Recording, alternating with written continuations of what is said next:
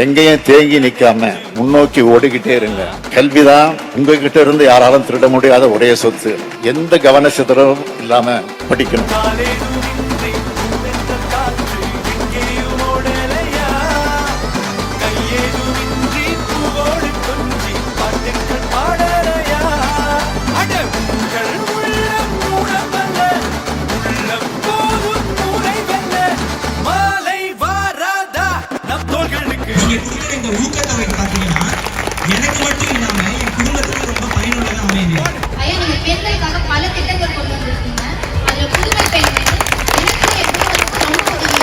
நீங்க எல்லோரும் உலகை வெல்லும் ஆற்றலை பெற்று பகுத்தறிவோடு செயல்பட தமிழ்நாட்டின் முதலமைச்சரா மட்டும் இல்ல, உங்களுடைய குடும்பத்தில் ஒருத்தனா இருந்து மாற்றுகிறேன்.